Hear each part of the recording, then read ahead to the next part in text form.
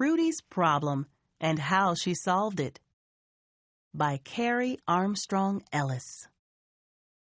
What happens when Prudy's problem gets out of control? Genre: a fantasy includes make-believe events. Look for situations that could not happen. Prudy seemed like a normal little girl. She had a sister.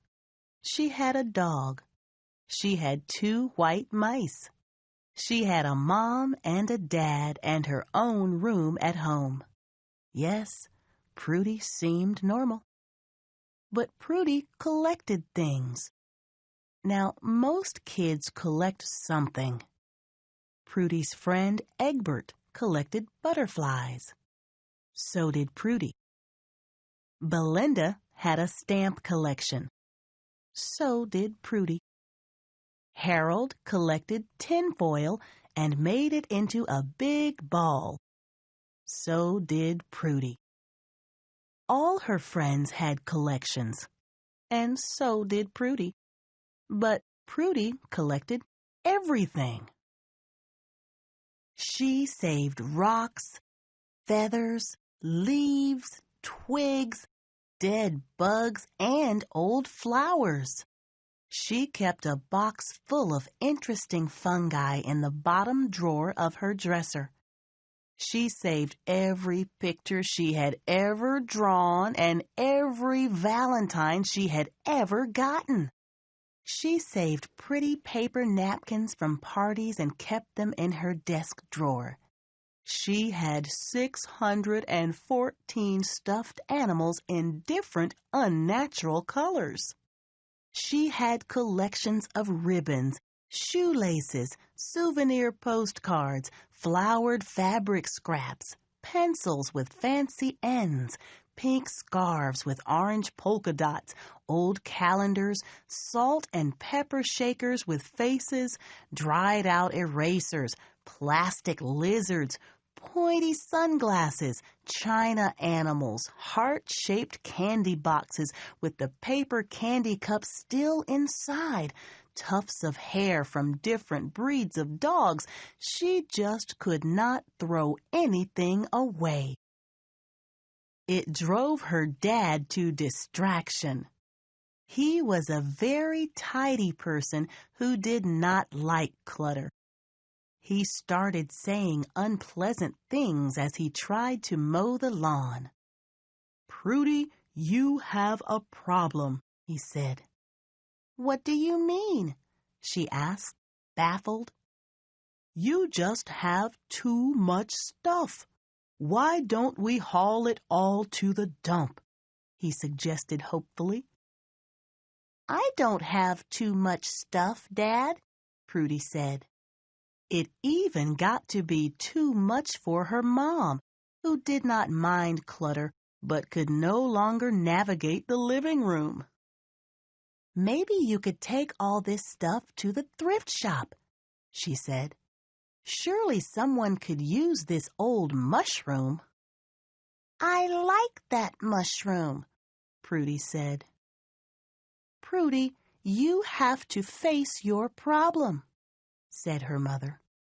"I do not have a problem," said Prudy. Prudy's little sister started putting together collections of her own. "Uh-oh," said Egbert, eyeing Evie's little piles of pine twigs and used toothbrushes. "Prudy, how about if you packed everything all up and stuffed it into a rocket and sent it to Neptune?"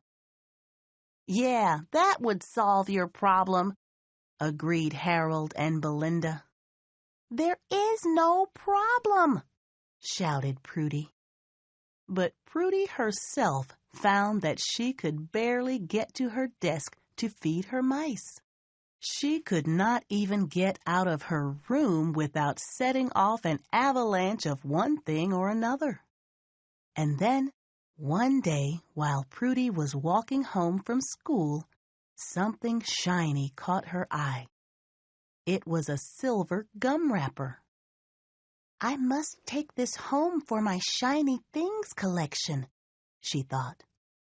She ran home and tried to squeeze it into her room. Something started to happen. The walls started to bulge. The door started to strain at the hinges. The pressure was building higher and higher. The room exploded with an enormous bang. Bits and pieces of stuff flew everywhere. "Holy smokes," said Prudy. "I guess maybe I do have a little problem." For 6 weeks, everyone pitched in to gather Prudy's scattered collections. "Now what, Prudy?" said her family. "Now what, Prudy?" said her friends. "I'm working on it," said Prudy. Prudy looked around for inspiration. She visited an art collection.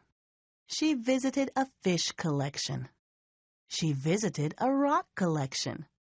She went to the library to find ideas. At last, after many hours of scrutinizing stacks of books, she came up with a brilliant plan. With saws whirring and hammers pounding, everyone set to work. The Prudy Museum of Indescribable Wonderment was an amazing sight to behold. Everyone wanted to go visit. Within a year, it was the biggest tourist attraction in Prudy's town. "Look at that, Egbert," said Belinda. "Did you ever realize how many kinds of gem socks there are?" "I had no idea cheese rinds could be so fascinating," said Prudy's mother. "Can I go to the gift shop?" said Evie.